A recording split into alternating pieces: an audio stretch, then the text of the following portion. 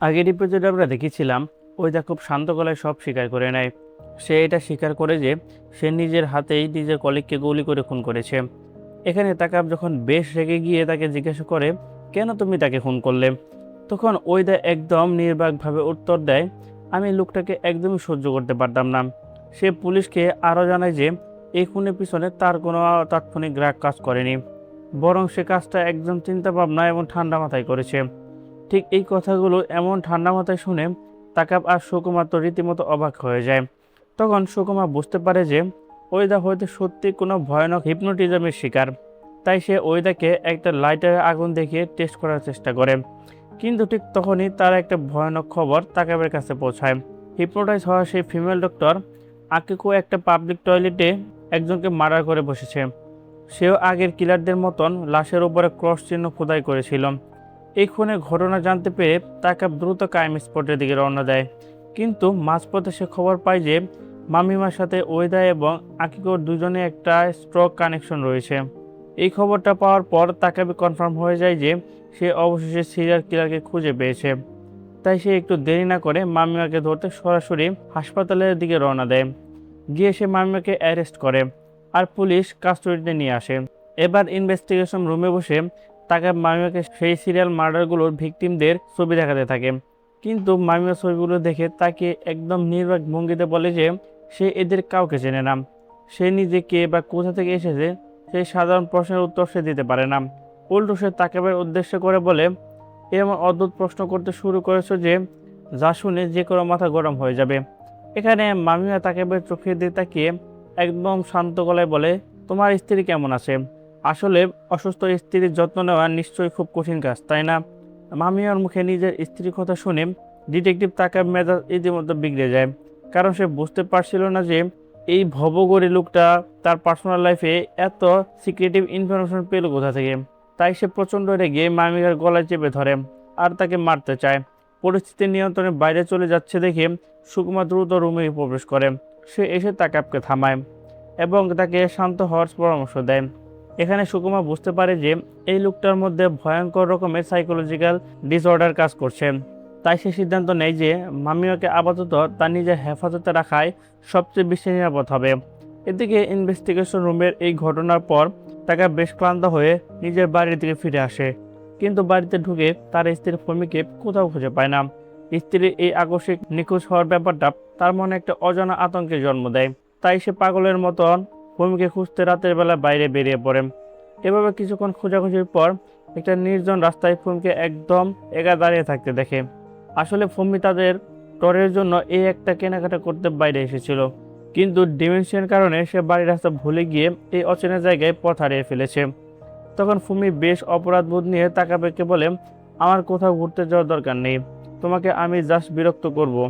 কিন্তু তাকা তার স্ত্রীর বুকে জড়ে সান্ত্বনা দেয় আর বলে, তুমি আমাকে মোটেও বিরক্ত করো না, আমরা পরবর্তী ছুটিতে খুব সুন্দর একটা জায়গায় নিশ্চয়ই যাব। পরের দিন সকালে পুলিশ স্টেশনে গিয়ে তাকাব মামিকে জব্দ করে জিনিসপত্রগুলো খুব গভীরভাবে চেক করতে থাকে। মামিকে যখন মেডিকেল চেক আপের জন্য নিয়ে যাওয়া হয় তখন তাকাবে তার পিঠে একটা বড় সড়ো দাগ দেখতে পায়। এই দাগটা বেশ স্পষ্ট বোঝা যাচ্ছিল যে কোনো গরম ধাতব বস্তু বা পিঠের উপর পুড়ে দেওয়া হয়েছে। এখন মামিয়ার সাথে এমন ভয়ঙ্কর ঘটনা কেনই বা ঘটলো সেটা নিয়ে তাকাবের মনে একটা বড় কৌতূহল তৈরি হয়। তাই সে মামিমার অতীত নিয়ে বিস্তারিত ইনভেস্টিগেশন শুরু করে দেয়। এভাবে অনুসন্ধান করতে করতে তাকাব একটা পরিত্যক্ত ভাগাড়ের মতো জায়গা খুঁজে পায়। এখানে সে জানতে পারে যে মামিমা একসময় এখানে কাজ করত, কিন্তু বিনিময়ে জাস্ট দুবেলা খাবার পেত। এই পরিত্যক্ত বিল্ডিংয়ে সে একটা অন্ধকার রুমে ঢুকে তাকাব খুব সাবধানে তল্লাশি করতে শুরু করে। ঘরের চারপাশে পরিবেশটা ছিল চরম অস্বাস্থ্যকর আর সেখানে একটা অদ্ভুত রকমের দুর্গন্ধ ছড়িয়েছিল। সে দেখতে পায় ওই রুমের ভেতরে অনেকগুলো খাঁচায় কিছু পশুকে বেশ নিষ্ঠুরভাবে আটকে রাখা হয়েছে। এছাড়াও এর পাশাপাশি সেখানে সাইকোথেরাপি এবং মনস্তাত্ত্বিক বিষয় নিয়ে বেশ পুরানো বই ছড়িয়ে ছিটিয়েছিল। বইগুলো পাতা ঘাটাঘাটি করে সে কয়েকটা বইয়ে মেজমারিজম সম্পর্কে বেশ কিছু ভয়ঙ্কর তথ্য দেখতে পায়। এই মেজমারিজম আসলে সাধারণ কোনো হিপনোটাইজ নয়, বরং মানুষের মনকে পুরোপুরি কন্ট্রোল করার একটা প্রাচীন কালো জাদু। এরপরে সে ঘরের সাথে থাকা সেই বাথরুমে গিয়ে ঢুকে এবং সেখানে একটা বীভৎস দৃশ্য আবিষ্কার করে। তাকে দেখতে পায় খুব নিপুণভাবে দড়ি দিয়ে বাঁধা অবস্থায় একটা বাদুড়ের কঙ্কাল, আর সবচেয়ে আতঙ্কের ব্যাপার হলো ওই কঙ্কালের গায়ে রয়েছে নিখুঁত ক্রস চিহ্ন। এই আলামতগুলো দেখে তাকাবের কাছে একদম পরিষ্কার হয়ে যায় মামিয়া কোনো সাধারণ মানুষ নয়, বরং সেই হচ্ছে একজন মাস্টারমাইন্ড হিপনোটিস্ট। এই সমস্ত ভয়ঙ্কর ডার্ক ইনফরমেশন জোগাড় করে তাকাব দ্রুত তার বন্ধুর সাথে দেখা করার সিদ্ধান্ত নেয়। কিন্তু স্টেশনে যাওয়ার আগেই হঠাৎ তার স্ত্রী ফুমির জন্য মনে একটা অদ্ভুত ভয় কাজ করতে থাকে। সে অনেক তাড়াহুড়ো করে পরিত্যক্ত স্থান থেকে নিজের বাড়ির দিকে রওনা যায়। কিন্তু বাড়ির দরজা খুলে ভিতরে ঢুকে সে এমন একটা দৃশ্য দেখে যার জন্য সে মানসিকভাবে একেবারে প্রস্তুত ছিল না। সে দেখতে পায় তার ভালোবাসা মানুষ ঘরের সিলিংয়ের সাথে গলায় দড়ি দিয়ে আত্মহত্যা করে। এই ভয়ঙ্কর দৃশ্য দেখে তাকাব চিৎকার করে ওঠে, ফুমির বডি নামানোর জন্য পাগলের মতো ছুটে যায়। কিন্তু ঠিক তখনই তার চোখের পলক ফেলতে বুঝতে পারে যে পুরো ব্যাপারটা আসলে তার মস্তিষ্কের একটা ভয়ঙ্কর হ্যালুসিনেশন ছিল। ফুমি এখনও দ্বীপে বেঁচে আছে এবং সে রান্নাঘরে দাঁড়িয়ে তাকাবের জন্য রাতের খাবার তৈরি করছে। এখানে নিজের এই ভয়ঙ্কর হ্যালুসিনেশনের কথা কিন্তু সে ফুমিকে বুঝতে দেয় না। কিন্তু তার ভেতরে মামিয়ার যে হিপনোটাইজিং ধীরে ধীরে বড় হচ্ছে এটা কিন্তু বেশ পরিষ্কার। এরপর সে নিজেকে কোনো রকম সামলে সোজা পুলিশ স্টেশনে উপস্থিত হয়। কিন্তু সেখানে পৌঁছানোর পর সে জানতে পারে যে তার বন্ধু সুকুমার ইতিমধ্যে মামিয়াকে একটা হাসপাতালে ট্রান্সফার করে দিয়েছে। আসলে সুকুমার তাকাবের এই সাইকোলজিস্ট কেস থেকে দূরে রাখার জন্য এই বড় সিদ্ধান্ত নেয়, কারণ তাকাবে এই ইনভেস্টিগেশন করতে গিয়ে অলরেডি বেশ ফ্রাস্ট্রেট হয়ে পড়েছে। আর এটা তার বন্ধু খুব ভালোভাবে নোটিস করে। কিন্তু এই খবরটা শোনার পর তাকাব উল্টো তার বন্ধুর উপর প্রচণ্ড ক্ষিপ্ত হয়ে ওঠে। ফলে সে একটু সময় নষ্ট না করে সরাসরি মামিয়ার সাথে কথা বলার জন্য ওই হাসপাতালে চলে আসে। এবার হাসপাতালে গিয়ে মামিমার ছেলে ঢুকে তখন চারপাশে পরিবেশটা বেশ থমথমে ছিল।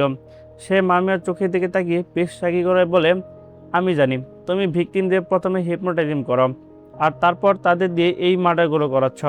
তোমার সেই পুরনো বাড়ি থেকে আমি যে এভিডেন্সগুলো পেয়েছি সেগুলোতে ভিডিও করে তোমাকে খুব সহজে জেলে পাঠিয়ে দেব। কিন্তু তাকাব মুখের এমন কথা শোনার পর মামিমা তার স্বভাবসুলভ শান্ত ভঙ্গিতে বসে থাকে। সে তাকাবের কথায় কোনো ডিরেক্ট উত্তর দেয় না, বরং উল্টো তার সাইকোলজিক্যাল মাইন্ড গেম খেলতে শুরু করে। মামিমা বেশ তাচ্ছিল্য সুরে তাকাবেকে বলে, একজন অসুস্থ স্ত্রীর যত্ন নেওয়াটা তোমার জন্য ঠিক কতটাই কঠিন সেটা আমি খুব ভালো করে জানি। তোমার জীবনটা তো ফুমির দেখাশোনা করতে করতে একদম নরকে পরিণত হয়েছে।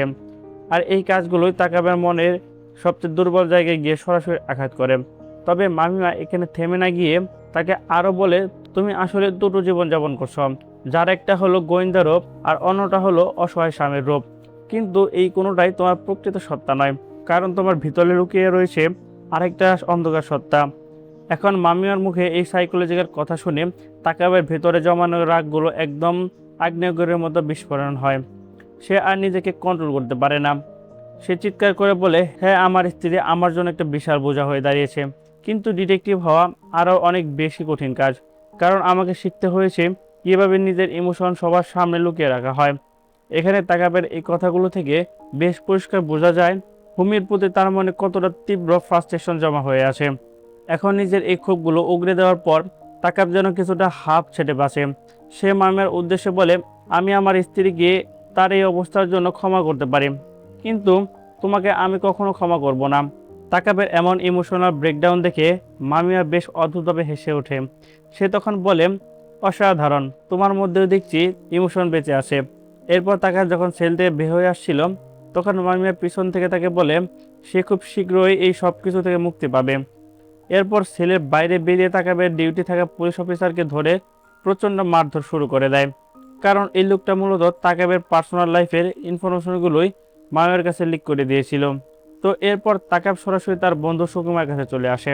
তারা দুজন মিলে এবার সেই পুরনো বাড়ি থেকে পাওয়া 1800 শতাব্দীর একজন মেমোরিজম বিদ্যা নিয়ে গভীর আলোচনা বসে। সুকুমা এখান থেকে জানায় যে ফ্রান্স মেজমা ছিল 1800 শতাব্দীর একজন অদ্ভুত চিকিৎসক। এই লোকটা মূলত প্রথমবারের মতন হিপনোটাইজিং করার এই পদ্ধতি আবিষ্কার করেছিল। এই বিদ্যাটাকে কোনো এক মেডিকেল সায়েন্স হিসেবে না ধরে বরং এক ধরনের কালো জাদু হিসেবে ট্রিট করা হতো। এখন সুকুমা বেশ চিন্তিত মুখে তাকাবকে বলে, মামিমা থেকে দূরে থাকাটাই এখন সবচেয়ে বেশি বুদ্ধিমানের কাজ, কেননা মামিমা যে কোনো সময় তার নিজের কথা জালে ফাঁসিয়ে তাকাবকে হিপনোটাইজ করে ফেলতে পারে। এরপর সুকুমার তাকাবকে সেই পুরাতন ব্ল্যাক অ্যান্ড হোয়াইট ভিডিও ফুটেজের কথা বলে, যা তাদের সেই কেসের মোড় পুরোপুরি ঘুরিয়ে দেয়। সুকুমার রিসার্চ অনুযায়ী মোরাকাওয়া নামের এক মহিলা হিস্টেরিয়া রোগের চিকিৎসা করা হচ্ছিল। সেখানে একজন অজানা হিপনোটিস্ট সেই মহিলাকে অদ্ভুত এক পদ্ধতি সম্মোহিত করেছিল। কিন্তু সবচেয়ে ভয়ানক ব্যাপার হলো, এই ঘটনার পরে ওই মহিলা নিজের আপন ছেলেকে নির্মমভাবে খুন করে ফেলে। আর সেই ছেলের গলার উপর একইভাবে ক্রস চিহ্ন খোদাই করা ছিল, যা আজকের দিনে খুনের সাথে হুবহু মিলে যায়। তার মানে তো বুঝতেই পারছো, মামিমা নিজে এই হিপনোটাইজিস স্রষ্টা নয়, বরং সে হলো সেই প্রাচীন মেজমারদের একজন আধুনিক উত্তরসূরি। এই সত্যটা সামনে আসার পর তাকাবে বুঝতে পারে যে তারা আসলে কতটা ভয়ানক একটা সাইকোলজিক্যাল লুপের মধ্যে আটকে গেছে। কিন্তু সে তার নিজের অজান্তেই মামিমার সেই সম্মোহনের ফাঁদে পা দিয়ে ফেলেছে। একদিন হঠাৎ করে পুলিশ স্টেশনে খবর আসে যে সুকুমার তার নিজের বাসায় নির্মমভাবে আত্মহত্যা করেছে। এই খবর তাকামা দ্রুত সেখানে ছুটে গিয়ে দেখে সে পাইপের সাথে হ্যান্ডকাপ দিয়ে সে নিজে শ্বাসরুদ্ধ করে মারা গেছে। আর সবচেয়ে আতঙ্কের ব্যাপার হলো, সুকুমার আত্মহত্যার ধরন দেখে পরিষ্কার বোঝা যাচ্ছিল যে সেও মামিমার ওই ডার্ক রূপের চরম শিকার হয়েছিল। কিন্তু এখানে আমরা একটা জিনিস লক্ষ্য করি, এই মর্মান্তিক দৃশ্য নিজের চোখে দেখার পরেও তাকাব চেহারায় কোনো রকম ইমোশন বা দুঃখ দেখা যায় না। আর এই চরম শান্ত অবস্থায় বলে দেয় যে তার ভিতরেও কিছু একটা হতে চলেছে। এদিকে বন্ধুর এই পরিণতির পর তাকাবের মনের ভিতরে তার স্ত্রী ফুমির নিরাপত্তা নিয়ে একটা অজানা ভয় ঢুকে যায়। তাই সে আর কোনো ধরনের রিস্ক না নিয়ে কিছুদিনের জন্য ফুমিকে একটা সুরক্ষিত হাসপাতালে দ্রুত ভর্তি দিয়ে আসে। সে ভাবছিল যে এই কাজটার মাধ্যমে সে অন্তত তার অসুস্থ স্ত্রীকে মামিমার ওই কালো ছায়া থেকে দূরে রাখতে পারবে। কিন্তু ঠিক তখনই পুলিশ স্টেশনে খবর আসে যে মামিয়া তার করা পাহারা সেল থেকে রহস্যজনকভাবে পালিয়ে গেছে। তাকে পাহারা দেওয়ার জন্য সেখানে একটা ডিউটিতে ছিল। তারা কেউ টের পায়নি যে ওই লোকটা ঠিক কখন উধাও হয়ে গেল। তবে সবচেয়ে অবাক করা ব্যাপার হলো যে এই পালনের পিছনে কিন্তু আসল হাত রয়েছে স্বয়ং তাকাবেরই। আসলে মামিয়ার হিপনোটাইজম তাকাবের ব্রেনে এমনভাবে বসে গিয়েছিল যে সে অনেকটা অচেতন মনে করে সেই সেল থেকে পালিয়ে যেতে সাহায্য করেছিল। এবার এমন পরিস্থিতিতে তাকাব সোজা চলে যায় শহরে একটা অন্য প্রান্তে, যেখানে একটা পরিত্যক্ত গোডাউন ছিল। এটাই সেই জায়গা যেখানে 18শো শতাব্দীর ওইদিকে আদিম মেজমারিজম ব্ল্যাক অ্যান্ড হোয়াইট ভিডিওটা শুরু করা হয়েছিল। তাকাব আগে থেকে জানতো যে মামিয়া হাসপাতাল থেকে পালিয়ে সরাসরি ঠিক এখানে এসে লুকাবে। তাই গোডাউনে সেই অন্ধকার ঘরে ঢোকার পরই মামিয়ার সাথে এবার সামনাসামনি দেখা হয়ে যায়।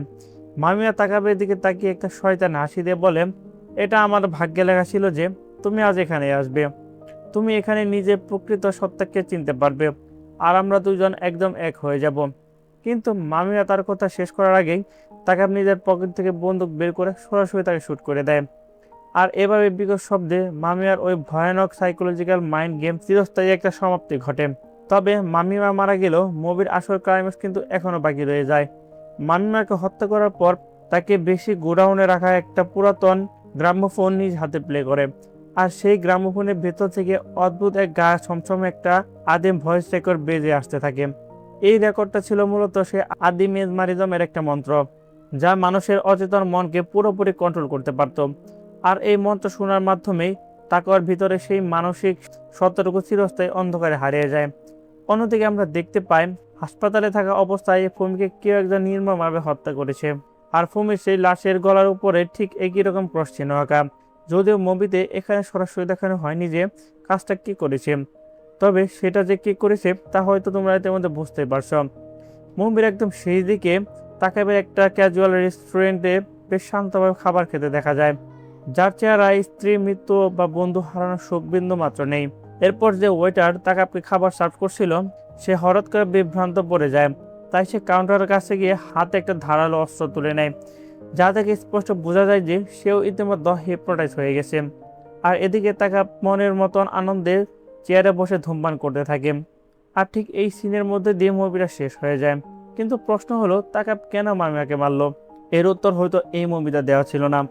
আর এমন একটা দৃশ্যের মাধ্যমে আমাদের মুভিটা শেষ হয়ে যায়। যদি ভালো লেগে থাকে আমাদের এই মুভিটা, তাহলে অবশ্যই চ্যানেলটা সাবস্ক্রাইব করতে পারেন। আর আপনার মূল্যবান মতামত অবশ্যই আমাদের কমেন্টসে জানিয়ে দেবেন। আপনাদের মতামত আমরা অবশ্যই গুরুত্ব সহকারে দেখব। তো নতুন একটা মুভি দেখার জন্য আমন্ত্রণ জানিয়ে আজকের মতো এখান থেকে বিদায় নিচ্ছি। তো ভালো থাকবেন, সুস্থ থাকবেন, আল্লাহ হাফেজ।